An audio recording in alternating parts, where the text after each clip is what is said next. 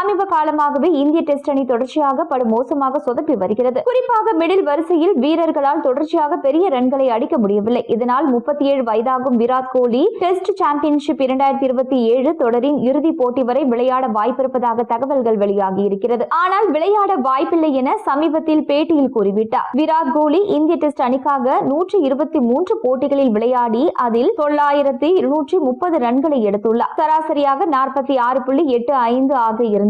30 சதங்களை அவர் எடுத்தார். சமீபத்தில் நடைபெற்ற தென்னாப்பிரிக்காவிற்கு எதிரான முதல் ஒருநாள் போட்டியில் விராட் கோலி தொடர்ச்சியாக அபாரமாக செயல்பட்டு 120 பந்துகளில் 135 ரன்களை குவித்து அசத்தினார். மேலும் ரோஹித் சர்மாவுடன் இணைந்து 136 ரன்கள் பார்ட்னர்ஷிப் அமைத்தார். இப்போட்டியில் சிறப்பாக செயல்பட்ட விராட் கோலிக்கு ஆட்டநாயகன் விருது வழங்கப்பட்டது. ஒருநாள் உலகக்கோப்பை 2027 தொடருக்கு கோலி ரோஹித்தின் இடங்கள் இன்னமும் உறுதியாகவில்லை. அவர்கள் எப்படி செயல்படுகிறார்கள் என்பதை வைத்துதான் அணியில் இடத்தை உறுதி செய்ய முடியும் என்ற கணக்கில் BCCI இருந்தது. ஒரு நாள் உலகக்கோப்பை வென்றுவிட்டுதான் ஓய்வு பெறுவோம் என்பதில் ரோஹித்தும் கோலியும் உறுதியாக இருந்தனர். இந்த நிலையில் ஆஸ்திரேலிய அணிக்கு எதிரான கடைசி ஒருநாள் போட்டியில் ரோஹித் சர்மா சதம் அடித்தும் அடுத்து தென்னாப்பிரிக்காவிற்கு எதிரான முதல் ஒருநாள் போட்டியில் கோலி சதம் அடித்தும் ஃபார்மை நிரூபித்துள்ளனர். இதனால் ஒருநாள் உலகக்கோப்பை 2027 தொடரில் கோலி மற்றும் ரோஹித் இடங்கள் கிட்டத்தட்ட உறுதியாகி விட்டதாகவே கருதப்படுகிறது.